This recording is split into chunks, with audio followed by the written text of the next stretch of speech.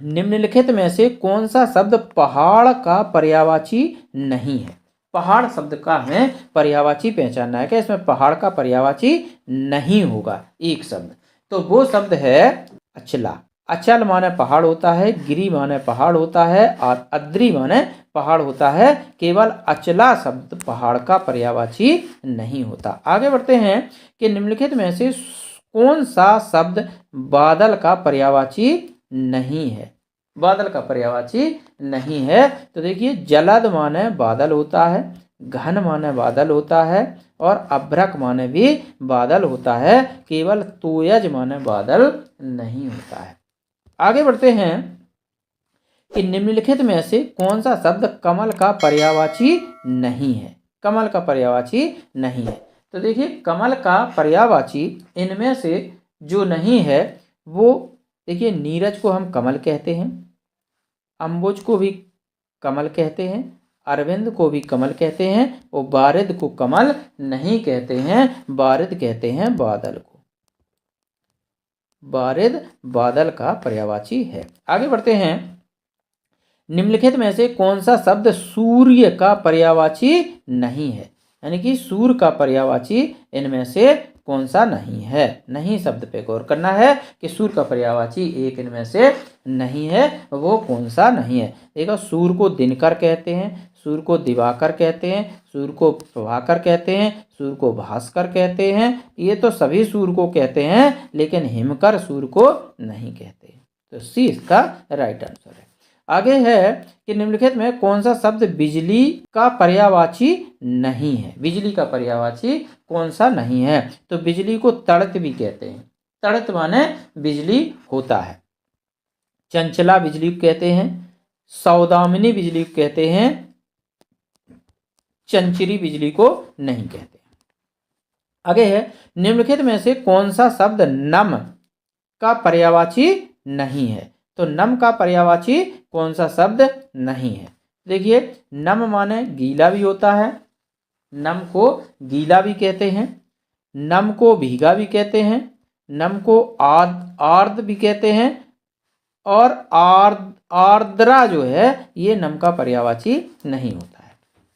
आगे है कि निम्नलिखित में से कौन सा शब्द डर का पर्यायवाची नहीं है? डर का पर्यायवाची बताना है कि डर का पर्यायवाची कौन सा नहीं है। तो देखिए, डर को भीति कहते हैं, भीति डर को बोलते हैं, भय भी डर होता है और त्रास को भी डर कहते हैं। सीति को डर नहीं कहते हैं, सीति माने डर नहीं होता है। आगे बढ़ते हैं कि निम्नलिखित में कौन सा शब्द कुशल का पर्यायवाची नहीं है? कुशल शब्द का कौन सा शब्द पर्यायवाची नहीं है? तो कुशल को दक्ष कहते हैं, निपुण कहते हैं, प्रवीण कहते हैं, अक्ष नहीं कहते। अक्ष तो धुरी को कहते हैं, अक्ष केंद्र बिंदु यानी कि धुरी को कहते हैं अक्ष। आगे बढ़ते हैं, निम्नलिखित में कौन सा शब्द पक्षी का पर्यायवाची नहीं है? अब पक्षी का पर्यायवाची इसमें पहचानना है कि कौन सा नहीं है। तो देखिए, पक्षी को द्विज कहते हैं,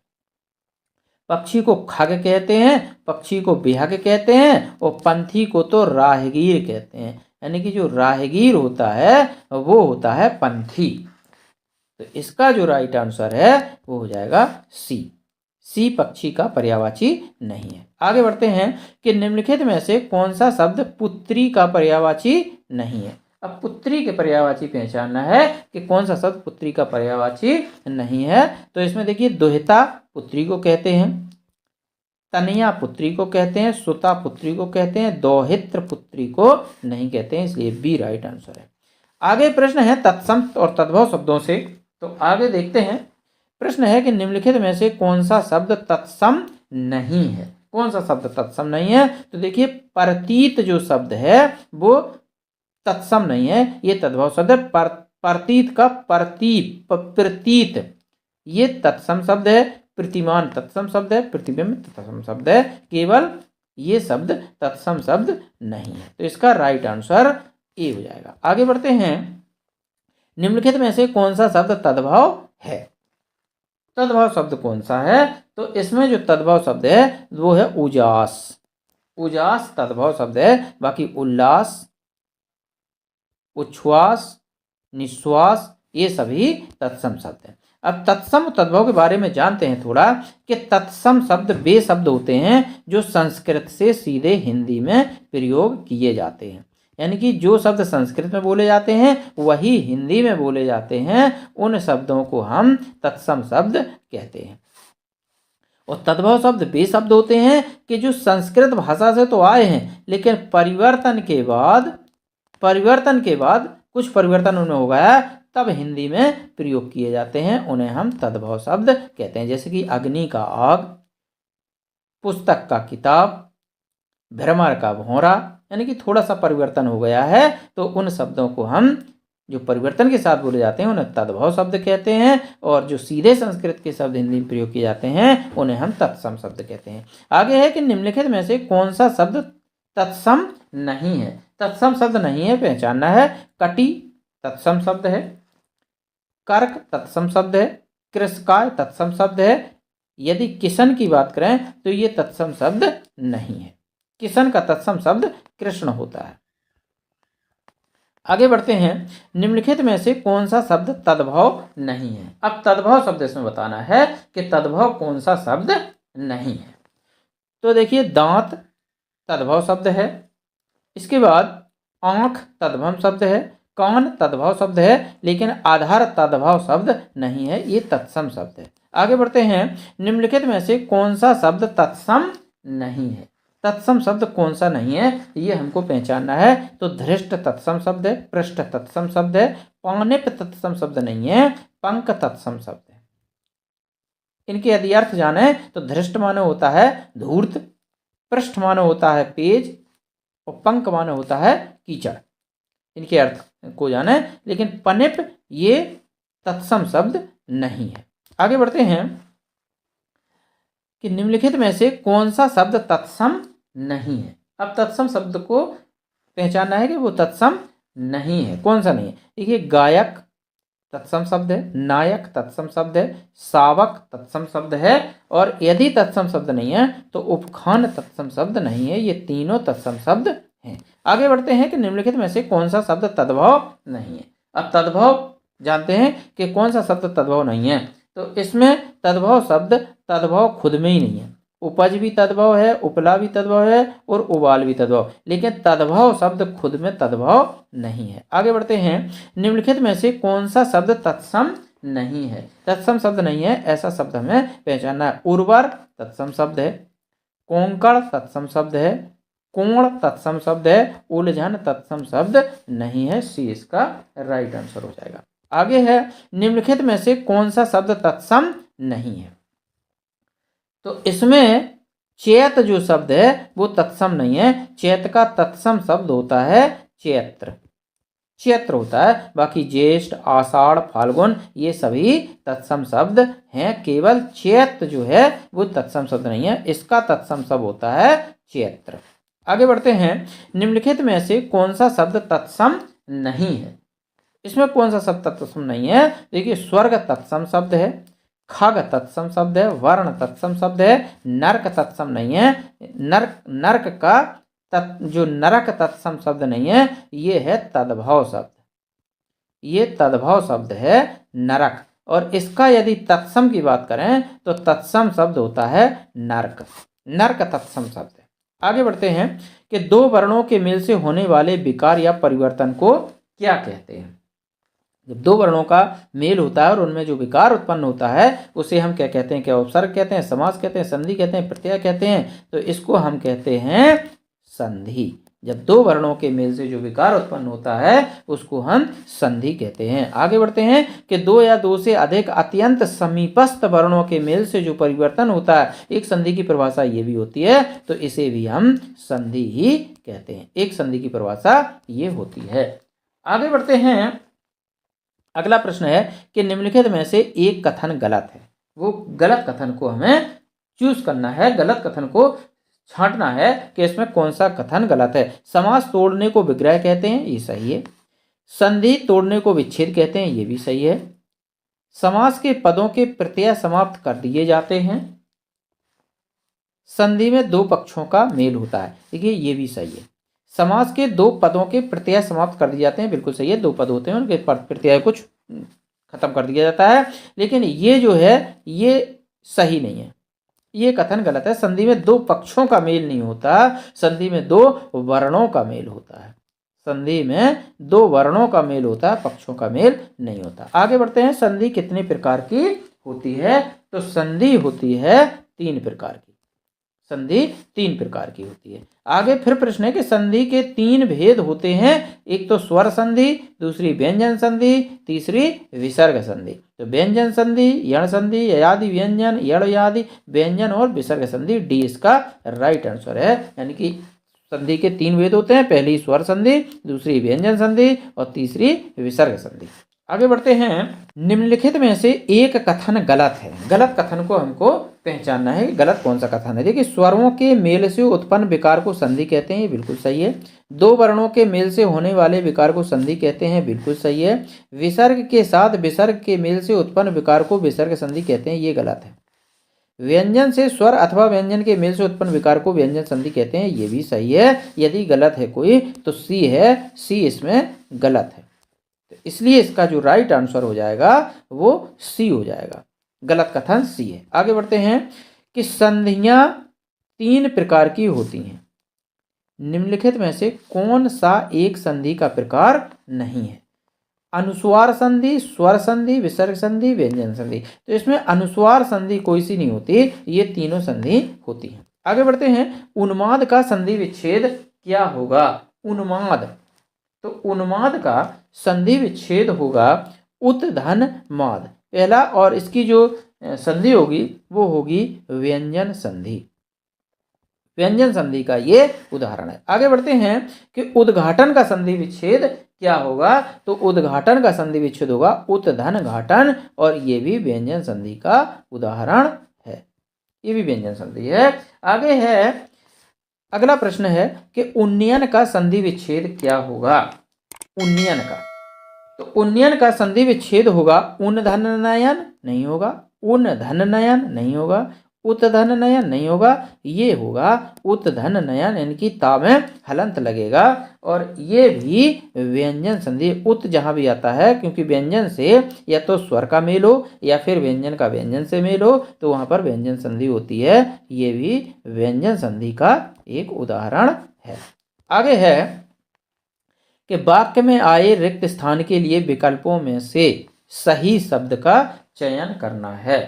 जो वाक्य में कुछ विकल्प दिए गए हैं, वाक्य में खाली स्थान है, उसमें विकल्प में आए शब्दों का सही शब्द का चयन करके हमें उसमें भरना है। जैसे यह कविता लिखी है, मैंने, उस, तुम, किसने। देखिए, यह कविता मैंने लिखी है, ये आ तो जाता, लेकिन ये आएगा इसलिए नहीं क्योंकि यहाँ पे प्रश्नवाचक चिन्ह लगा है, इसलिए यहाँ पे यह कविता उस लिखी है, ये भी नहीं आएगा, है ना, ये भी बिल्कुल नहीं आएगा। तो इसमें क्या आएगा? तो इसमें आएगा यह कविता किसने लिखी। किसने शब्द यहाँ पर आ जाएगा, तो इसका राइट आंसर डी हो जाएगा, यह कविता किसने लिखी, क्योंकि प्रश्नवाचक चिन्ह यहाँ पर लगा है, तो प्रश्नवाचक शब्द ही यहाँ पर आएगा। आगे के प्रश्न में देखते हैं कि वाक्य में आए रिक्त स्थान के लिए विकल्पों में से सही शब्द को चुनना है। गांव के लोगों को कहते हैं, यानी कि गांव के लोगों को क्या कहते हैं? तो गांव के लोगों को क्या गंवार व्यक्ति कहते हैं? नहीं कहते। क्या ग्रामीण व्यक्ति कहते हैं? बिल्कुल कहते हैं। गांव के लोगों को हम ग्रामीण व्यक्ति कहते हैं, यानी कि गांव के लोगों को कहते हैं ग्रामीण व्यक्ति। आगे है कि दिए गए शब्दों में से वाक्य में आए रिक्त स्थान के लिए सही शब्द चुनना। फिर एक सही शब्द चुनना है। कुछ शब्द यहाँ पे दिया है कि मृग घास खा रहा है, मृग बछड़ा घास खा रहा है, मृग शिशु घास खा रहा, मृग बच्चा घास खा रहा, मृग शावक घास खा रहा। तो इसका जो राइट आंसर है, तो मृग के बच्चे को हम बोलते हैं मृग शावक।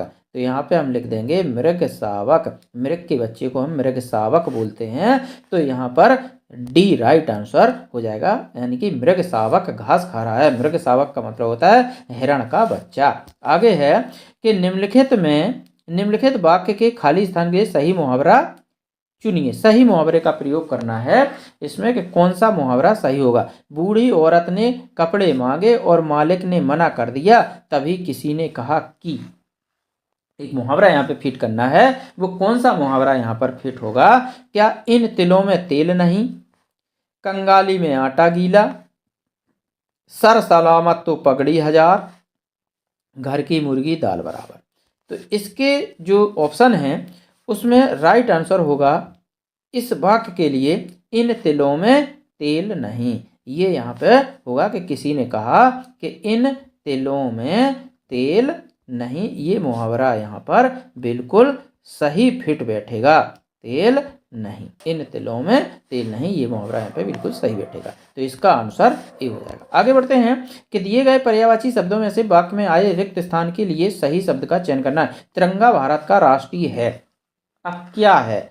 क्या निशान है, पताका है, चिन्ह है, ध्वज है? तो इसका जो राइट आंसर होगा वो होगा ध्वज। यानी कि यहाँ पर ध्वज शब्द का प्रयोग किया जाएगा, निशान, पताका, चिन्ह नहीं किया जाएगा। हालांकि ये सभी पर्यायवाची हैं एक दूसरे के, लेकिन यहाँ पे जो शब्द आएगा वो शब्द आएगा ध्वज।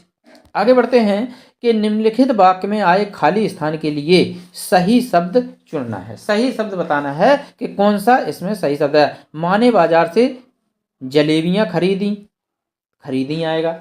जलेबियां खरीदा, खरीदा नहीं आएगा। माँ ने बाजार से साड़ियाँ खरीदा, नहीं। एक छाता खरीदा, बहुत कपड़े खरीदा। देखिए यहाँ पर वाक्य है माँ ने बाजार से खरीदा। खरीदा शब्द यदि लिखा हुआ है खरीदा, तो खरीदा का मतलब है एक वचन होगा। जलेबियाँ होता तो खरीदी होता, साड़ियाँ खरीदी होता, एक छाता, एक छाता एक वचन है, इसलिए यहाँ पर एक छाता आएगा। एक वचन का वाक्य है तो एक वचन वाला शब्द ही इसमें आएगा। आगे है कि निम्नलिखित वाक्य में आए खाली स्थान के लिए सही शब्द का चयन करना है। उद्यमी कभी भी, उद्यमी माने होता है जो व्यापार करने वाले होते हैं। उद्यमी कभी भी हाथ पर हाथ धरे नहीं बैठते, वे तो कुछ करके ही दिखाते हैं। तो हाथ पर हाथ आएगा यहाँ पर। अब हाथ देखते हैं कहाँ है, हाथ धरे, यहाँ पर सी राइट आंसर है। अब उद्यमी कभी भी हाथ पर सामान रखे नहीं बैठते, हाथ पर पैसे रखे नहीं बैठते, हाथ पर पैर रखे नहीं बैठते, ये सभी गलत हैं। केवल सी इसका सही आएगा कि उद्यमी कभी भी हाथ पर हाथ धरे नहीं बैठते, वे तो कुछ करके ही दिखाते हैं, इसलिए सी इसका राइट आंसर हो जाएगा। आगे है कि निम्नलिखित वाक्य में आए खाली स्थान के लिए सही शब्द को चुनना है कि अभिषेक घर चला गया। अभिषेक घर चला गया, तो अभिषेक किसके घर चला गया? ये वाक्य आ सकता था, ये शब्द आ सकता था, लेकिन ये इसलिए नहीं आएगा क्योंकि यहाँ पर प्रश्नवाचक चिन्ह नहीं है, यहाँ पे पूर्ण विराम है, इसलिए ये शब्द नहीं आएगा। अभिषेक अपने आप घर चला गया, या अभिषेक इस घर चला गया, ये भी नहीं आएगा। अभिषेक उस घर चला गया, नहीं आएगा। इसमें आएगा अभिषेक अपने आप घर चला गया, ये बिल्कुल सही अर्थ दे रहा है ये शब्द। आगे बढ़ते हैं कि निम्नलिखित वाक्य में आए खाली स्थान के लिए सही शब्द को चुनना है। सही शब्द चुनना है हमें, तो इसमें देखिए गिलास तोड़ा, गिलास तुमने तोड़ा, गिलास उसने तोड़ा, गिलास किसने तोड़ा, गिलास इसने तोड़ा। इन चार ऑप्शनों में से इसमें कौन सा ऑप्शन आएगा? तो इसमें आएगा किसने। अब किसने इसलिए आएगा क्योंकि यहाँ पर प्रश्नवाचक चिन्ह लगा हुआ है, क्वेश्चन मार्क लगा है, इसलिए यहाँ पर किसने शब्द का प्रयोग किया जाएगा। आगे है कि निम्नलिखित वाक्य में आए खाली स्थान के लिए सही शब्द को चुनना है। सही शब्द बताना है, तो इसमें देखिए जिसने गुलाबी कमीज पहनी है, नाम श्याम है। जिसने गुलाबी कमीज पहनी है, जिसका नाम श्याम है, ये तो आएगा ही नहीं, सही नहीं लग रहा। जिसने गुलाबी कमीज पहनी है उसका नाम, बिल्कुल उसका नाम श्याम है, इसमें बी इसका राइट आंसर हो जाएगा। आगे बढ़ते हैं कि निम्न में कौन सा शब्द अनेकार्थक है। अनेकार्थक शब्द को पहचानना है, तो अनेकार्थक शब्द को देखते हैं। जैसे बालक है, बालक का तो एक ही अर्थ निकलता है बच्चा। साहस का भी एक अर्थ निकलता है, पुस्तक का भी एक अर्थ निकलता है, लेकिन यहाँ पर जो शब्द दिया गया है अंबर, अंबर शब्द अनेकार्थी शब्द है, और इस अंबर शब्द के अर्थ होता है जैसे कि वस्त्र, वस्त्र को अंबर बोलते हैं। वस्त्र अंबर होता है, अंबर को वस्त्र बोलते हैं। अंबर को बादल भी बोलते हैं, अंबर मीन्स बादल होता है। अंबर को आकाश भी बोलते हैं। आकाश को अंबर बोलते हैं। और अभ्रक का भी नाम अंबर होता है, यानी कि अभ्रक को अंबर कहते हैं। अभ्रक जो एक तत्व होता है अभ्रक, उसको भी हम अंबर बोलते हैं।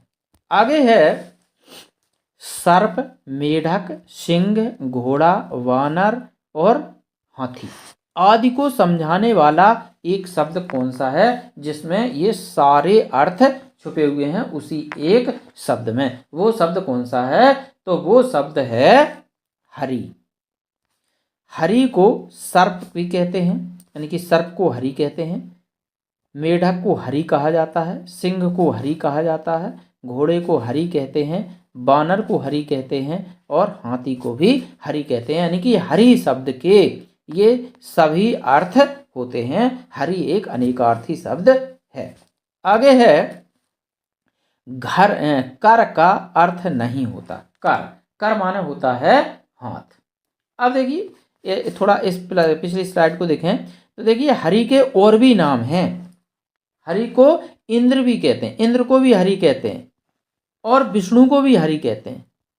विष्णु भी हरि का ही दूसरा नाम है और भी अन्य नाम हैं हरि के। आगे बढ़ते हैं कि कर का अर्थ नहीं है। कर इनमें से किसको नहीं कहते हैं? तो देखिए हाथ को कर कहते हैं, टैक्स को कर कहते हैं, किरण को भी कर कहते हैं, लेकिन सूर्य को कर नहीं कहते हैं। किरण कर को कहते हैं। आगे है वर्ण का अर्थ नहीं होता। वर्ण का इनमें से कौन सा अर्थ नहीं होता? देखिए वर्ण रंग को कहते हैं, वर्ण जाति को कहते हैं, वर्ण अक्षर को कहते हैं, केवल सुंदर को वर्ण नहीं कहते हैं। आगे बढ़ते हैं। निम्नलिखित शब्दों में से कौन सा शब्द अनेकार्थी नहीं है? ऐसा कौन सा शब्द है जो अनेकार्थी नहीं है? तो वो शब्द है हत्या। हत्या शब्द अनेकार्थी नहीं है, हत्या शब्द एकार्थी है। अब यदि महावीर अनेकार्थी शब्द है तो इसके जो अर्थ हैं अनेक अर्थ हैं। एक तो हनुमान को भी महावीर कहते हैं, हनुमान को महावीर कहते हैं। और जो बहुत बलवान हो, बलवान को भी महावीर कहते हैं, जो बहुत ज़्यादा बलवान हो, है ना। और 24वें तीर्थंकर जो थे महावीर, 24वें तीर्थंकर, उनको भी महावीर बोलते हैं। यदि अनंत को देखें, अनंत का मतलब होता है जिसका कोई अंत नहीं। एक तो ये हो गया अंत नहीं, और अनंत आकाश को भी कहते हैं। अनंत आकाश का भी दूसरा नाम है। तो ये अनंत अनेकार्थी शब्द हो गया। इसके बाद कनक, कनक को सोना कहते हैं, कनक को धतूरा कहते हैं, धतूरा। और कनक को चून यानी कि आटा की श्रेणी में भी कनक को रखा जाता है, यानी कि आटा का भी नाम कनक होता है। आगे बढ़ते हैं। पत्र शब्द का अर्थ क्या नहीं है? पत्र शब्द का अर्थ कौन सा नहीं है इनमें? तो देखिए पंख को पत्र कहते हैं, पंख को पत्र कहते हैं, और पत्र को हम चिट्ठी भी कहते हैं, और पत्र को हम पत्ता भी कहते हैं, लेकिन लेख नहीं कहते पत्र को। तो बी इसका राइट आंसर है। आगे बढ़ते हैं कि और शब्द के अनेकार्थी शब्द समूह का चयन कीजिए, यानी कि और शब्द के और कौन कौन से अनेकार्थी शब्द हैं। तो देखिए और के लिए एक तो दूसरा शब्द प्रयोग किया जाता है और तथा शब्द प्रयोग किया जाता है। ये दो शब्द और के स्थान पर प्रयोग किए जाते हैं। आगे है इसका जो राइट आंसर बनेगा वो डी बनेगा। आगे बढ़ते हैं कि जल, प्राण, पुत्र किस शब्द का अनेकार्थी शब्द है? यानी कि ऐसा शब्द है जिसको जल भी कहते हैं, प्राण भी कहते हैं और पुत्र भी कहते हैं। तो वो शब्द है जीवन। जीवन को जल भी कहते हैं, जीवन को प्राण भी कहते हैं, जीवन को पुत्र भी कहते हैं और जीवन को जिंदगी भी कहते हैं। जिंदगी, ये जीवन के अनेक अर्थ हैं। जीविका भी कहते हैं, ये जीवन को जीविका भी कहते हैं, यानी कि जीविकोपार्जन के लिए जीवन कहते हैं। तो जीविका भी जीवन को कहते हैं। अगर और बात करें तो जीविका निर्वाह जो होता है ना, उसी को जीवन कहते हैं। चलिए आगे बढ़ते हैं। तो इसका जो राइट आंसर होगा वो जीवन होगा, यानी कि बी इसका राइट आंसर है। आगे है कि दिए गए विकल्पों में से अपेक्षा का अर्थ कौन सा है। अपेक्षा का कौन सा अर्थ है? तो अपेक्षा माने होता है अभिलाषा, इच्छा। अपेक्षा माने अभिलाषा, इच्छा, ये इसका अर्थ है। आगे है कि निम्नलिखित में से कौन सा शब्द अन्य शब्दों से अलग है। ये जो शब्द दिए हैं इनमें एक शब्द भिन्न है, उस भिन्न शब्द को पहचानना है। तो देखिए, तोय, तोय का मतलब होता है जल, सलिल का मतलब भी जल, वारी का मतलब भी जल, यानी कि ये तीनों का मतलब जल होता है। और बात, ये अलग शब्द है। बात को बोलते हैं, हवा को बात कहते हैं, और एक बीमारी होती है बात, उसको भी बात कहते हैं। तो ये बात शब्द अलग है, बाकी ये तीनों एक ही अर्थ प्रदान कर रहे हैं, जल। इसलिए इसका राइट आंसर बी हो जाएगा। आगे है कि चरण कमल बंदो हरिराई, इस काव्य में कौन सा अलंकार है। आगे जो प्रश्न दिए गए हैं वो अलंकार से संबंधित हैं। तो चरण कमल बंदो हरिराई में कौन सा अलंकार है? तो देखो, जहां पर एक रूपता दिखाई जाए, एक रूपता, यहां पर एक रूपता दिखाई जा रही है कि चरण रूपी कमल, एक रूपता है कमल और चरणों में, तो चरण कमल रूपी चरण। तो जब कमल रूपी चरण होंगे तो वहां पर रूपक अलंकार होगा। चरण रूपी कमल नहीं है, कमल रूपी चरण, कमल रूपी चरण है तो वहां पर रूपक अलंकार होगा। आगे है कि बांधा था विधु को किसने, इन काली जंजीरों से मणि वाले फड़ियों का मुख क्यों भरा हुआ था हीरों से। इसका राइट आंसर कौन सा होगा? तो इसका जो राइट आंसर होगा वो होगा अतिशयोक्ति अलंकार है। अब अतिशयोक्ति अलंकार होता कौन सा है? देखो, पहले इसका अर्थ समझते हैं कि बांधा था किसने विधु, विधु माने होता है चंद्रमा, किसने इन काली जंजीरों से, यानी कि चंद्रमा को किसने काली जंजीरों से बांधा, बांधा था। मणि वाले फणियों, फणियों माने होता है सांप, मणि धारण करने वाले सांप, और मुख क्यों भरा हुआ हीरो से, यानी कि उनका मुख हीरो से क्यों भरा। यहाँ पर अतिशयोक्ति यानी कि अति ज्यादा बढ़ा के बात कही गई है। तो जहां पर बढ़ा चढ़ा के कोई बात की जाए वहां पर अतिशयोक्ति अलंकार होता है। यदि इनके उदाहरणों की बात करें तो अतिशयोक्ति अलंकार के कुछ उदाहरण हैं, जैसे कि आगे नदियां पड़ी अपार, घोड़ा कैसे उतरे पार, राणा ने देखा इस पार, तब तक घोड़ा था उस पार। यहाँ पर बात बढ़ा चढ़ा के की गई है कि आगे नदी बहुत बड़ी पड़ गई और जो महाराणा प्रताप का घोड़ा था वो घोड़ा पार कैसे उतरे, लेकिन राणा ने जब तक इस तरफ सोचा तब तक घोड़ा उस तरफ पार हो चुका था। यहाँ पर एक अतिशयोक्ति दी गई है। एक और उदाहरण होता है, जैसे कि हनुमान की पूंछ में लगन न पाई आग, और लंका सारी जल गई गए निशाचर भाग। यहाँ पर अतिशयोक्ति है, क्योंकि हनुमान की पूंछ में यदि आग लग ही नहीं पाई तो लंका जल कैसे गई। यहाँ पर बढ़ा चढ़ा के बात कही गई है। तो जहाँ पर बढ़ा चढ़ा करके बात की जाती है वहां पर अतिशयोक्ति अलंकार होता है। आगे एक प्रश्न है कि कूलन में, केली में, कछारन में, कुंजन में, क्यारन में कलित, कलीन, किलंकत, किलकंत हैं, यानी कि किलकत है, किलकंत गलत, किलकत है। तो यहाँ पर यदि हम का वर्ण को देखें तो का वर्ण की आवृत्ति यहाँ पर बार बार हो रही है, एक से अधिक बार का आया है। इसलिए जब किसी भी वर्ण की आवृत्ति बार बार होती है तो वहां पर अनुप्रास अलंकार होता है। तर जैसे तरन तनुजा तट तमाल तरवर बहु छाए, इसमें अनुप्रास अलंकार है। भगवान भक्तों की भयंकर भूर भूत भगाइए, इसमें भाव आवृत्ति हो रही, अनुप्रास अलंकार है। चलिए आगे बढ़ते हैं। अगला प्रश्न है कि माला फेरत जुग भया, फिरा न मन का फेर, कर का मन का डार दे, मन का फेर। यहाँ पे मन का, मन शब्द दिया गया है, तो मन का शब्द जो दिया हुआ है, मन का मतलब ये है, यहाँ पे अलग अलग अर्थ दिए जा रहे हैं मन का। तो जहां पर एक शब्द के एक से अधिक अर्थ हों, यानी कि जो शब्द है एक से अधिक बार आए और उसका अर्थ अलग अलग हो, वहां पर यमक अलंकार होता है। जैसे कि कनक कनकते सौ गुनी, मादकता अधिकाय, या खाए बोरात जग वा पाए बोराय। ये सभी यमक अलंकार के उदाहरण हैं, इसलिए यहाँ पर राइट आंसर डी हो जाएगा। मनका का अर्थ क्या है? एक तो मन माला फेरत जुग भाया, फेरा ना मन का फेर, मन का माने इस मतलब अपने मन का यानी कि दिल का। एक तो मनका का अर्थ है मन, और दूसरे जो मन का फेर है इसका है माला के मोती, जो माला के गुड़िया होते हैं उनको भी मनका बोलते हैं, माला के गुड़ियों को। तो यहाँ पर मनका का शब्द जो मनका शब्द है उसका अर्थ भिन्न है, इसलिए यहाँ पर यमक अलंकार है। आगे है कि काव्य की शोभा बढ़ाने वाले धर्मों को अलंकार कहते हैं। इस उक्ति में प्रयुक्त धर्म जो शब्द है उसका क्या अर्थ है?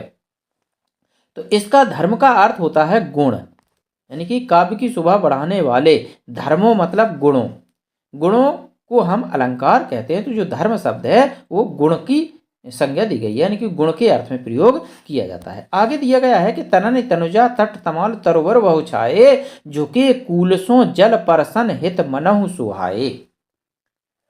अब इसको गौर से पढ़ेंगे। देखिए गलतियां यहीं पे होती हैं। हमने देखा तरन तनुजा तट तमाल तरोवर बहु छाए और अलंकार पूछ रहा है, फटाक से लगा दिया अनुप्रास अलंकार, जबकि प्रश्न को सही से पढ़ा नहीं कि उसमें पूछ क्या रहा है। इस कविता की दूसरी पंक्ति में देखिए यहाँ पे लिख रहा है कि दूसरी पंक्ति में कौन सा अलंकार है। हमने पहली पंक्ति पढ़ी तरनी तनुजा तट तमाल, हमने हमेशा पढ़ा है कि तरनी तनुजा तट तमाल तरुवर बहु छाए में अनुप्रास अलंकार होता है, और हम अनुप्रास अलंकार लगा के आ गए और हमारा आंसर गलत हो गया।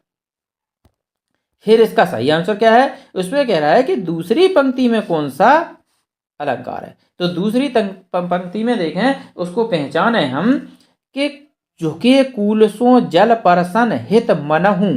मनहु शब्द पे यदि हम गौर करें, मनहु, तो मनहु का मतलब होता है उत्प्रेक्षा अलंकार।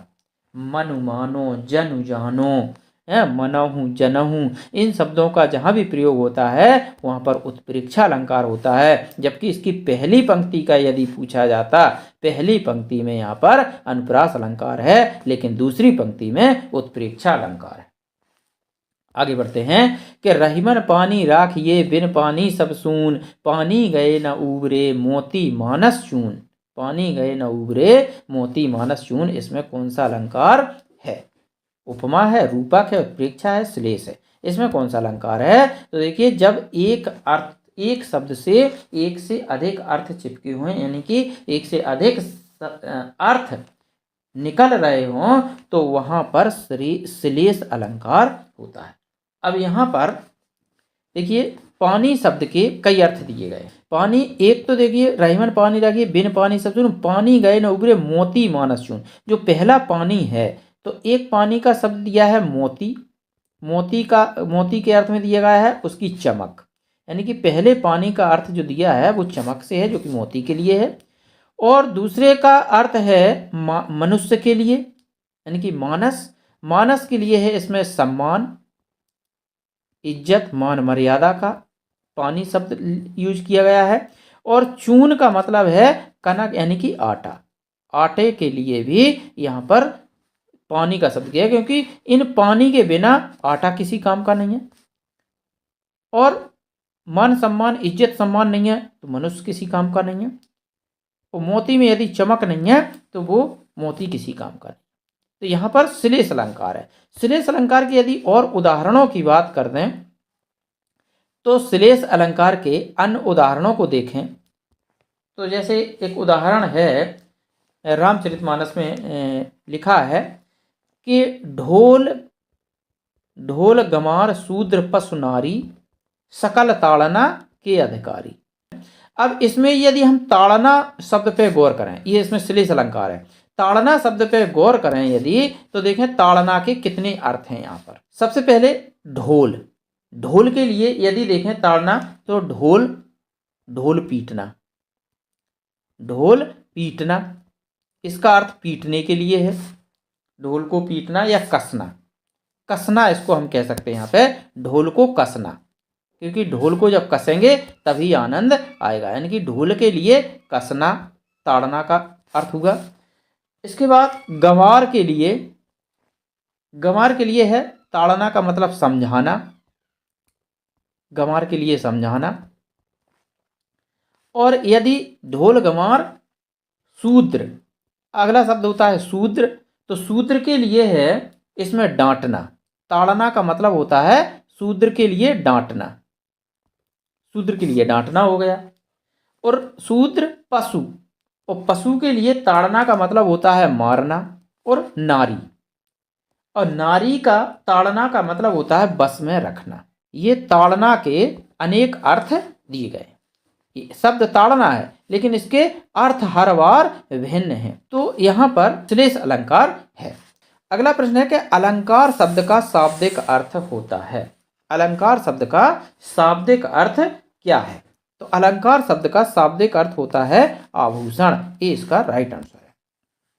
आगे बढ़ते हैं कि जहां उपमेय और उपमान की संभावना प्रकट की जाए वहां कौन सा अलंकार होता है? उपमेय की उपमान। अब उपमेय क्या होता है? उपमेय को पता होना चाहिए कि उपमेय क्या होता है। उपमेय और उपमान, यदि ये दो शब्द आपने समझ लिए तो आप आधे अलंकार सीख गए। उपमेय और उपमान आप देखते ही पहचान जाएंगे। उपमेय और उपमान यदि आपने पहचान लिया, देखिए उपमेय का मतलब होता है किसी की तुलना करना, यानी कि किसी की यदि तुलना की जाए, यानी कि जिसकी तुलना की जाए उसे हम उपमेय कहते हैं। जिसकी, उपमेय का मतलब होता है जिसकी तुलना कर रहे हैं, वो हो गया उपमेय। और उपमान होता है जिससे तुलना कर रहे हैं। जिसकी और जिससे दो शब्द ध्यान रखने हैं कि जिसकी तुलना की जा रही वो उपमेय और जिससे तुलना की जा रही वो उपमान। तो यहाँ पर जहाँ उपमेय और उपमान की संभावना प्रकट की जाए वहाँ कौन सा अलंकार होता है? तो वहाँ पर होता है उत्प्रेक्षा अलंकार। अब उत्प्रेक्षा अलंकार को पहचानेंगे कैसे कि ये उत्प्रेक्षा अलंकार है? देखिए उत्प्रेक्षा अलंकार को पहचानने के सबसे अच्छे उसमें कुछ ना कुछ शब्द दिए होते हैं। वो शब्द होते हैं जैसे कि मानु, मानो, जनु, जानो, मनहु मानो, जनहु जानो। इस प्रकार के शब्दों का उसमें प्रयोग किया जाता है। मनोहु शैलमणि नील पर आतप परियो प्रभात, जितने भी उदाहरण होते हैं उत्प्रेक्षा अलंकार के, उनमें इन शब्दों को कहीं ना कहीं अवश्य स्थान दिया जाता है, तभी वहां पर उत्प्रेक्षा अलंकार होगा। आगे बढ़ते हैं। निम्नलिखित में कौन सा शब्द अलंकार नहीं है? शब्द अलंकार को देखना है कि कौन सा नहीं है शब्द अलंकार। तो यहाँ पर ए जो है वो शब्द अलंकार नहीं है। फिर ए क्या है?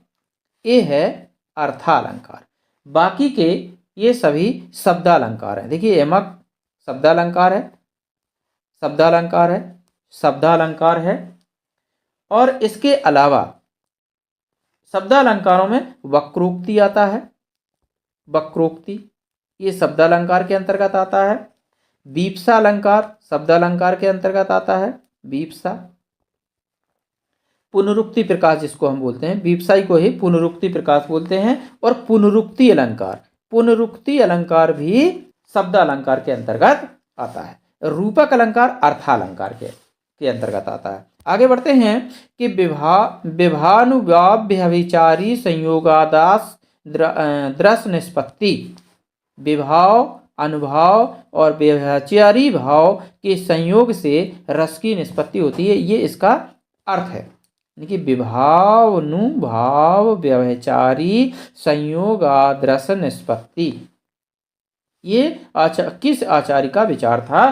तो ये जो विचार था ये भरत मुनि का विचार था। इनका मानना था कि विभाव, अनुभाव, व्यभिचारी यानी कि संचारी भाव के संयोग से रस की निष्पत्ति होती है।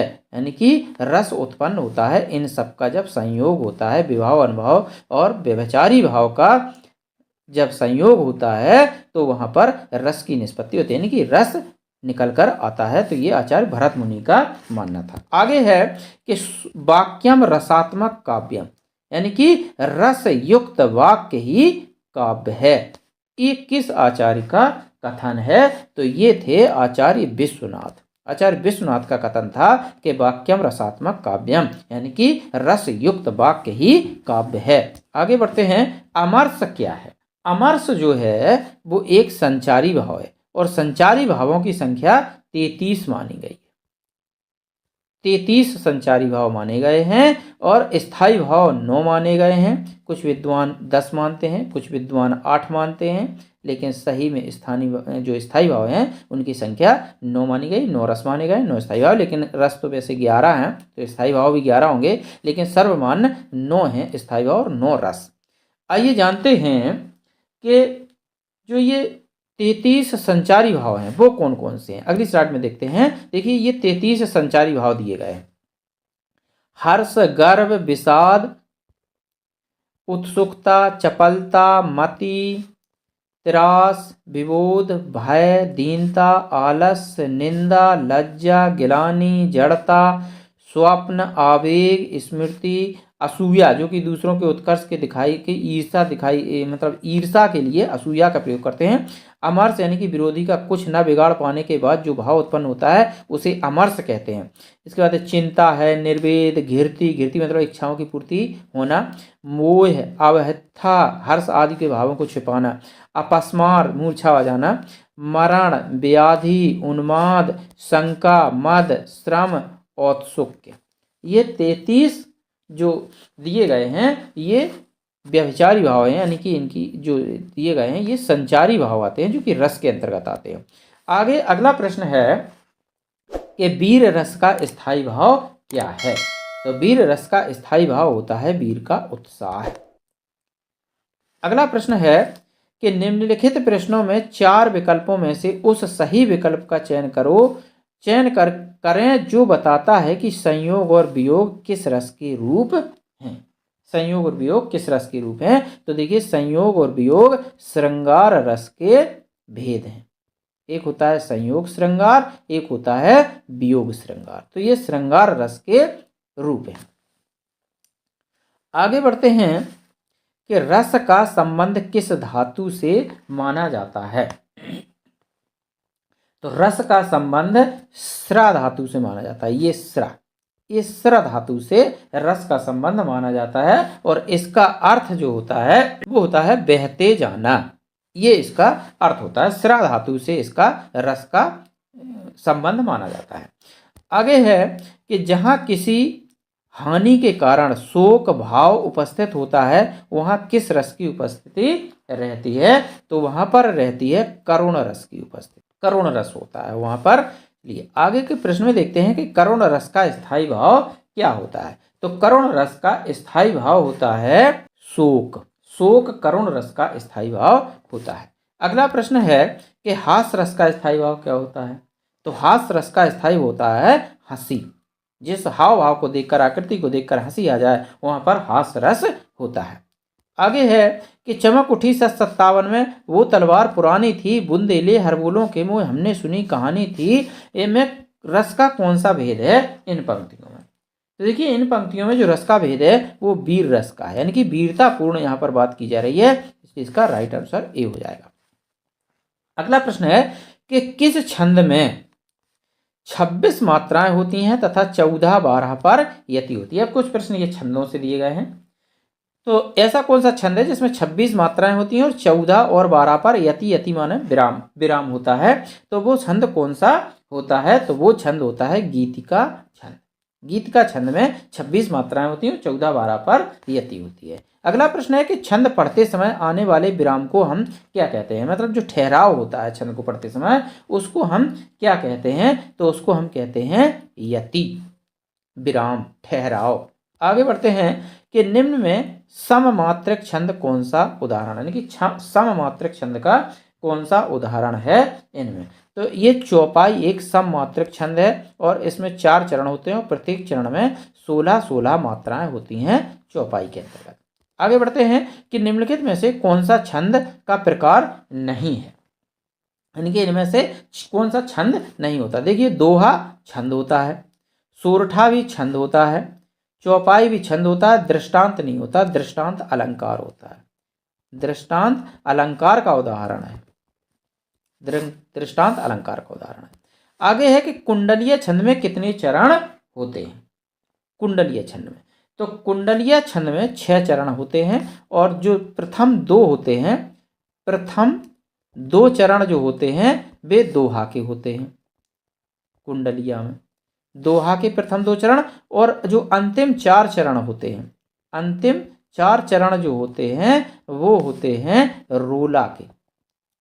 तो दोहा और रोला के योग से कुंडलिया बनती है। कुंडलिया है कि बिना विचारे, गिरधर ने बहुत सारी कुंडलियां लिखी, गिरधर कवि ने, कि बिना विचारे जो करे सूपा छे पछताए, काम बिगाड़े आप नो जग में होत हसाए, जग में होत हसाए चित्त में। इस प्रकार के बहुत सारी कुंडलियां गिरधर कवि ने लिखी।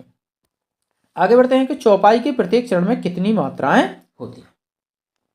तो चौपाई के प्रत्येक चरण में 16-16 मात्राएं होती हैं और सममात्रक छंद है चौपाई। आगे है कि छंद से संबंधित गणों की संख्या कितनी है। छंद से संबंधित गणों की संख्या कितनी है, तो गण 8 होते हैं। और 8 गण देखिए, एक सूत्र है कि यमाता राज भानस लगा, यमाता राज भानस लगा, ये एक सूत्र है। इस सूत्र में 8 गण हैं। यमाता, यमाता यहाँ से देखें, यमाता, यमाता का मतलब है कि एक मात्रा ये और 2 मात्रा ये, यानी कि दीर्घ की 2 मात्राएं होती हैं।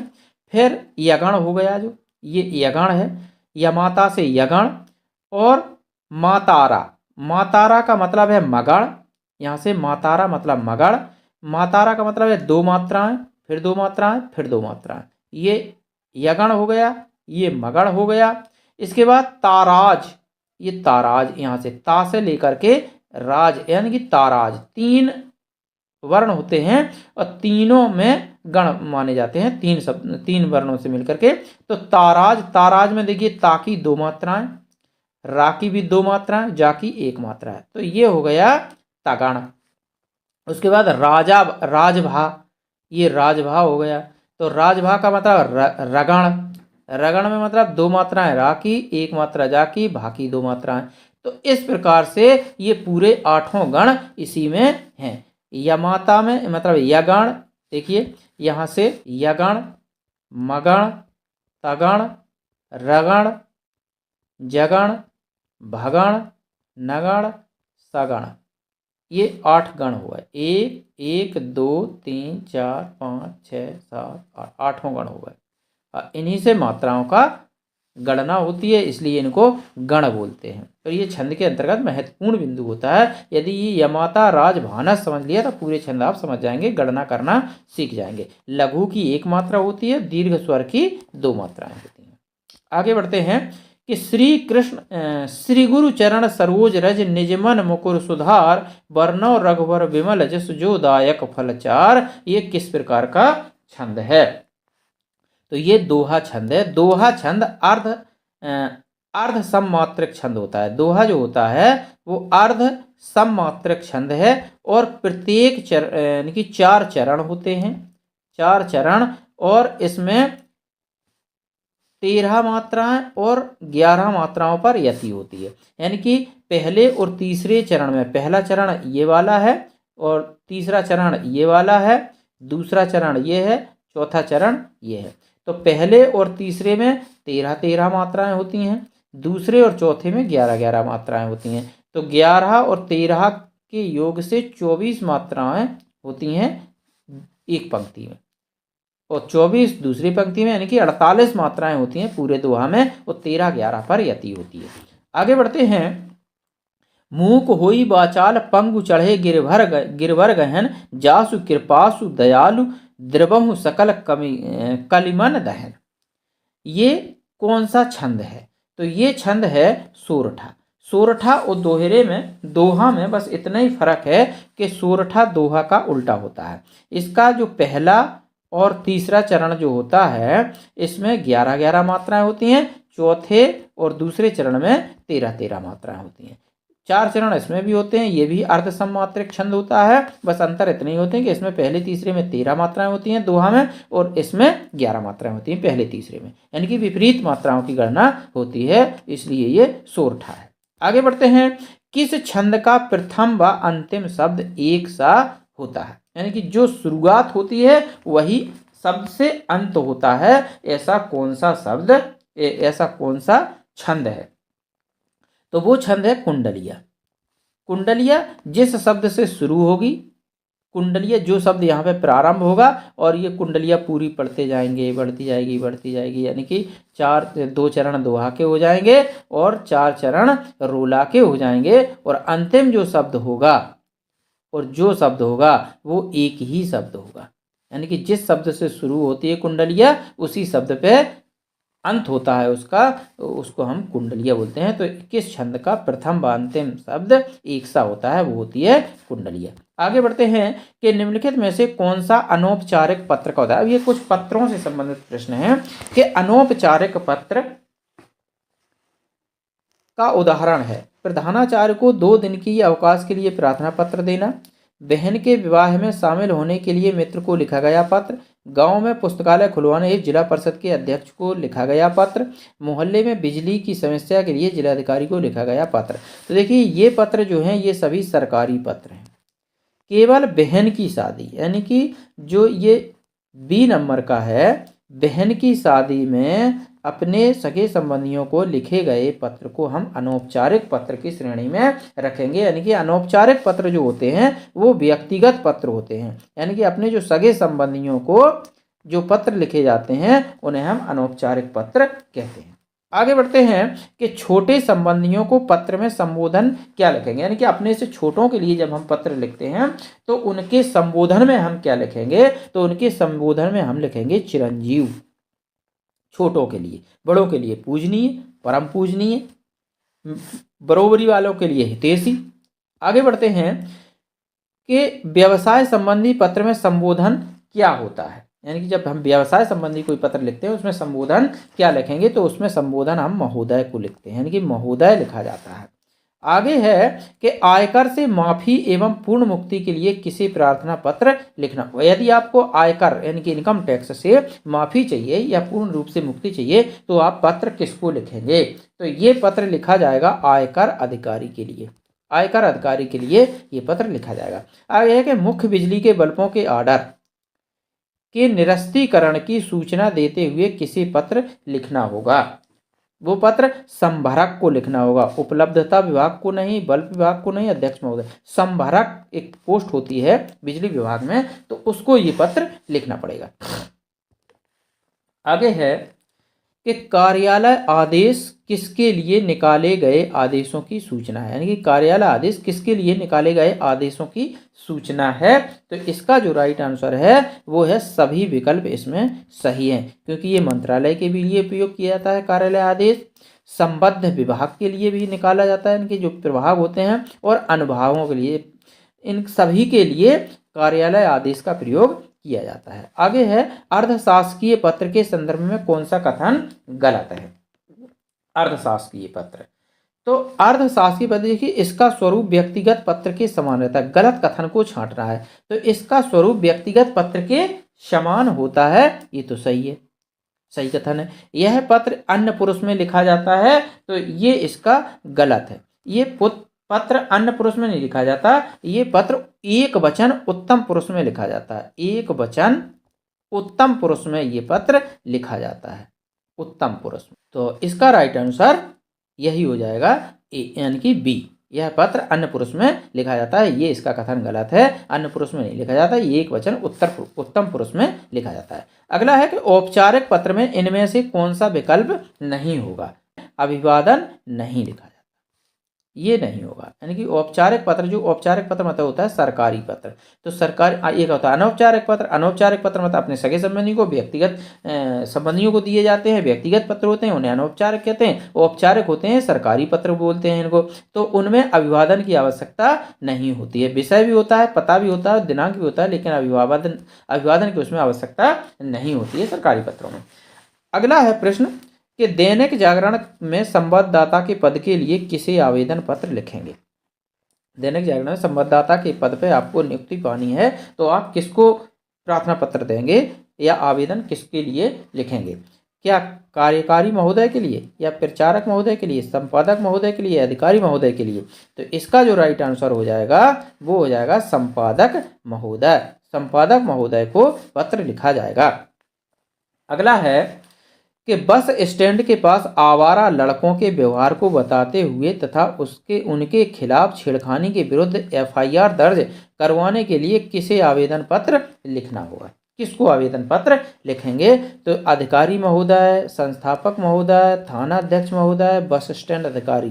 तो इसका जो राइट आंसर होगा वो होगा थाना अध्यक्ष महोदय, यानी कि थानेदार, जो दरोगा होता है थाने का, उसी को पत्र लिखना होगा, जिसको थाना अध्यक्ष बोलते हैं, इंस्पेक्टर जिसको बोलते हैं। आगे है कि माखन लाल चतुर्वेदी को किस रचना के लिए साहित्य अकादमी पुरस्कार दिया गया था। अब ये कुछ रचनाओं से संबंधित प्रश्न है, पुरस्कारों से संबंधित, किन रचनाओं पे किनको कौन सा पुरस्कार मिला, पुरस्कारों से संबंधित कुछ प्रश्न हैं। तो आइए देखते हैं कि माखनलाल चतुर्वेदी को किस रचना के लिए साहित्य अकादमी पुरस्कार दिया गया। तो ये दिया गया था हिम तरंगिणी, जो इनकी रचना थी, और ये 1955 ईस्वी में इनको ये सम्मान दिया गया था, 1955 ईस्वी में माखनलाल चतुर्वेदी को। आगे बढ़ते हैं कि 2017 का साहित्य अकादमी पुरस्कार किस लेखक को दिया गया है 2017 का। तो ये दिया गया था रमेश कुंतल मेघ को, और इनकी जो कीर्ति थी वो थी विश्व मिथक सरित सागर। इनकी कीर्ति थी विश्व मिथक सरित सागर, ये कीर्ति थी, और इस कीर्ति पर इनको ये 2017 का साहित्य अकादमी पुरस्कार प्रदान किया गया था। आगे है कि श्रीलाल शुक्ल को उनकी किस कीर्ति पर व्यास सम्मान प्रदान किया गया था। तो ये किया गया था विश्रामपुर का संत। इनकी एक रचना है विश्रामपुर का संत, और ये कि उपन्यास था, इस पर इनको व्यास सम्मान दिया गया था, और ये व्यास सम्मान 1999 में दिया गया था, 1999 में। आगे बढ़ते हैं, अगला प्रश्न है कि महादेवी वर्मा को ज्ञानपीठ पुरस्कार किस कीर्ति पर मिला है, कौन सी कीर्ति पर मिला है। तो ये मिला है इनको यामा रचना पर, इनकी एक यामा रचना थी उस पर इनको मिला है, और ये 1982 ईस्वी में मिला था, 1982 ईस्वी में मिला था, और ये 18वां पुरस्कार था। कौन सा था? 18वां पुरस्कार, 18वां पुरस्कार था जो कि यामा पर महादेवी वर्मा को ज्ञानपीठ पुरस्कार मिला था। आगे है कि अगेय जी को किस कीर्ति पर ज्ञानपीठ पुरस्कार मिला था। अगेय जी को कौन सी कीर्ति पर ज्ञानपीठ पुरस्कार मिला था। तो ये मिला था कितनी नावों में कितनी वार, अगेय जी की इस रचना पर इनको ज्ञानपीठ पुरस्कार प्रदान किया गया था, और ये 14वां पुरस्कार था। कौन सा पुरस्कार था? 14वां पुरस्कार था, और ये 1978 ईस्वी में प्रदान किया गया था, 1978 ईस्वी में। आगे बढ़ते हैं कि मृदुला गर्ग को उपन्यास मिलजुल मन को किस पुरस्कार से सम्मानित किया गया था। तो ये किया गया था साहित्य अकादमी पुरस्कार से इनको सम्मानित किया गया था, और ये 2013 में दिया गया था इनको ये पुरस्कार, 2013 ईस्वी में। और इनका जो उपन्यास था, ये जो ये रचना थी, ये एक उपन्यास था मिलजुल मन, उपन्यास पर दिया गया था इनको। आगे बढ़ते हैं कि 17वें रमाकांत स्मृति कहानी पुरस्कार से किसे सम्मानित किया गया है। तो ये किया गया था इंदिरा डांगी को। अगला प्रश्न है कि मुक्ति बोध के लिए जैनेन्द्र कुमार को किस पुरस्कार से सम्मानित किया गया था। मुक्ति बोध के लिए जैनेन्द्र कुमार को किस पुरस्कार से सम्मानित किया गया था। तो ये पुरस्कार था साहित्य अकादमी पुरस्कार से सम्मानित किया गया था, और ये किया गया था 1966 ईस्वी में, 1966 ईस्वी में किया गया था। और ये जो इनका जो था वो एक उपन्यास था, उपन्यास पर इनको जो मुक्ति बोध के लिए जो मुक्ति बोध था इनका वो उपन्यास था, इसी रचना पर इनको ये साहित्य अकादमी पुरस्कार प्रदान किया गया था। अगला प्रश्न है कि सन 2014 के साहित्य अकादमी पुरस्कार विजेता उपन्यासकार रमेश चंद्र साय के उपन्यास का नाम क्या था। जो कि 2014 में इनको साहित्य अकादमी पुरस्कार प्रदान किया गया था, उसका नाम क्या था। तो वो उपन्यास था विनायक। विनायक उपन्यास को पर इनको ये साहित्य अकादमी पुरस्कार प्रदान किया गया था। आगे है कि व्यास पुरस्कार से सम्मानित उपन्यास ना भूतो ना भविष्यति के लेखक कौन हैं। तो ये हैं नरेंद्र कोयली, नरेंद्र कोयली हैं, और इन्हें ये जो पुरस्कार मिला था ये 2012 ईस्वी में प्रदान किया गया था। आगे है कि आधुनिक ढंग से पहला एकांकी किसे माना जाता है। आधुनिक ढंग से पहला एकांकी किसे माना जाता है, तो ये माना जाता है बादल की मृत्यु, और ये पहला एकांकी माना जाता है आधुनिक ढंग से। तो इसके जो लेखक थे वो थे डॉक्टर राम कुमार वर्मा। राम कुमार वर्मा जी इसके लेखक थे। अगला प्रश्न है कि हेमतरंगिणी किसका काव्य संग्रह है। हेमतरंगिणी किसका काव्य संग्रह है, तो हेमतरंगिणी माखनलाल चतुर्वेदी का काव्य संग्रह है, जिस पर इन्हें पुरस्कार भी मिला था। आगे है कि केशवदास द्वारा रचित आध्यात्मिक ग्रंथ का नाम क्या था, तो वो नाम था रामचंद्रिका, जो कि केशवदास ने ये लिखी थी रामचंद्रिका। लेकिन ये था राम के ऊपर है। अब इन्हें तो जो रामचरित के ऊपर लिखा केशवदास ने रामचंद्रिका, लेकिन इसमें पूछा जा रहा है कि आध्यात्मिक ग्रंथ कौन सा था, तो इनका आध्यात्मिक ग्रंथ था विज्ञान गीता। देखिए रामचंद्रिका भी केशवदास की रचना है, रामचंद्रिका भी केशवदास की ही रचना है, लेकिन यहाँ पर यह पूछा जा रहा है कि आध्यात्मिक ग्रंथ कौन सा था, तो आध्यात्मिक ग्रंथ था इनका विज्ञान गीता, जो कि केशवदास ने ये लिखा था। अगला प्रश्न है कि हिंदी साहित्य का आधुनिक काल सामान्यतः कब से माना जाता है, तो हिंदी साहित्य का आधुनिक काल जो माना जाता है उसकी समय सीमा थी 1850 ईस्वी से। 1850 ईस्वी से आधुनिक काल की समय सीमा मानी गई है। आगे है कि रामचंद्रिका की रचना किसने की। ये रामचंद्रिका की रचना भी केशवदास ने की है। आगे है कि सीता वनवास से संबंधित एक काव्य रचना कौन सी थी। सीता वनवास से संबंधित थी वो काव्य रचना, तो वो कौन सी थी, तो वो थी प्रवाद पर्व। ये रचना थी सीता वनवास से संबंधित। आगे है कि ज्ञानदीप किसकी रचना है, तो ज्ञानदीप रचना है शेख नबी की। सी इसका राइट आंसर है। जयशंकर प्रसाद जी की पहली कहानी कौन सी थी, तो जयशंकर प्रसाद जी की पहली कहानी थी ग्राम कहानी इनकी पहली थी, इसलिए इसका राइट आंसर ए हो जाएगा। श्री रामचरितमानस की रचना किस कवि ने की है, तो श्री रामचरितमानस की रचना की है तुलसीदास जी ने। अवधी भाषा में लिखा गया ये एक महाकाव्य है। अगला प्रश्न है कि, और इस सेशन का ये अंतिम प्रश्न है, गोदान का लेखक कौन है, यानी कि गोदान जो उपन्यास था वो किसने लिखा था। चतुर्सेन, महादेवी वर्मा, प्रेमचंद, रांगे, राघव। तो ये मुंशी प्रेमचंद जी का एक उपन्यास था।